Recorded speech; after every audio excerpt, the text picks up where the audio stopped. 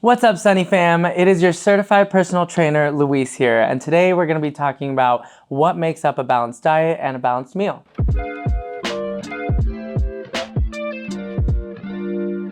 What is a balanced diet?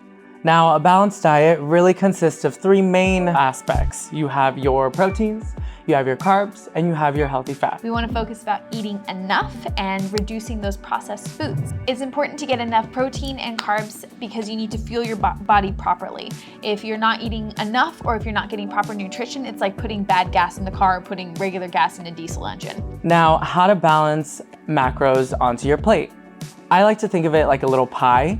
So you have basically your thirds. You have your thirds of your pie.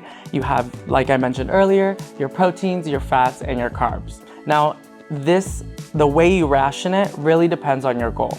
Sometimes if you're looking to, let's say, put on a little muscle, you might throw in a little extra carb or a little extra protein. So 1/3 might get a little bigger. Same thing goes if you're trying to lose some weight.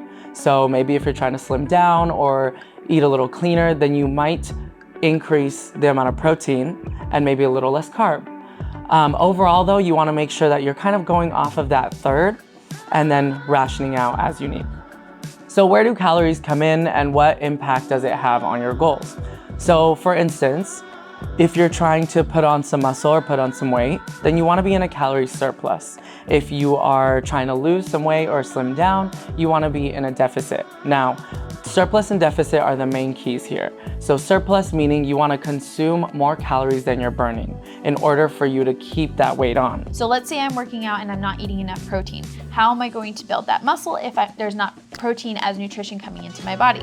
Same thing with carbs. If I'm reducing my carbs, how is my brain going to be able to function properly? Same thing with fats. If I'm not missing fats, how am I going to have energy to go through my day? So that is another reason why if I eat properly, I'm going to be able to perform better through the workout, which is going to be better fitness goals, and it's going to help me faster achieve those goals. So what are some examples of a balanced diet or a balanced meal?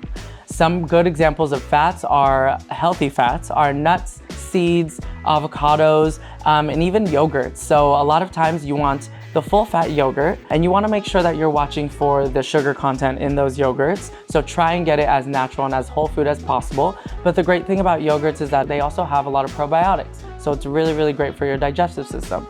Now, some examples of healthy carbs, a good source is just to think of whole grains. So you have quinoa, which also has a lot of protein in it. You have brown rice as well. So a lot of the whole grains that you will find also have a great source of protein. So it's a little bit of a win-win. And lastly, you have your proteins. So your proteins, you want to think lean protein, chicken breast, lean turkey, even fish. Now, some fish have a little more fat on them, which is not a bad thing because it can be healthy fat. For instance, salmon has some of the healthy fats that you might want as your balance. Just something to keep in mind, again, as you portion out your meals.